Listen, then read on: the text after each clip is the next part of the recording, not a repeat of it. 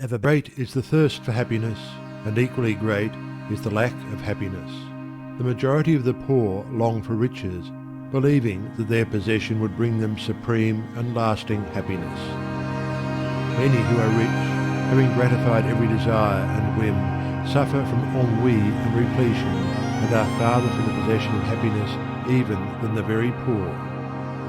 If we reflect upon this state of things, it will ultimately lead us to a knowledge of the all-important truth that happiness is not derived from mere outward possessions, nor misery from the lack of them.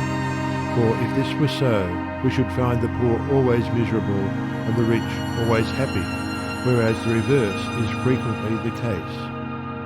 Some of the most wretched people whom I have known were those who were surrounded with riches and luxury, whilst some of the brightest and happiest people I have met were possessed of only the barest necessities of life.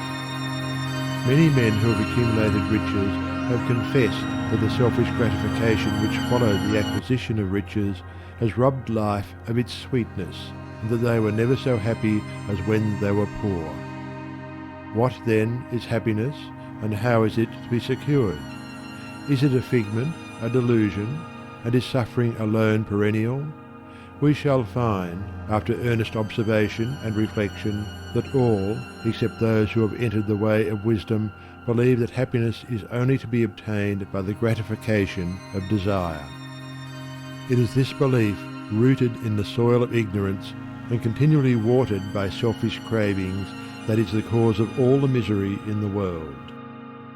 And I do not limit the word desire to the grosser animal cravings. It extends to the higher psychic realm, where far more powerful, subtle, and insidious cravings hold in bondage the intellectual and refined, depriving them of all that beauty, harmony, and purity of soul whose expression is happiness. Most people will admit that selfishness is the cause of all the unhappiness in the world, but they fall under the soul-destroying delusion that it is someone else's selfishness, and not their own.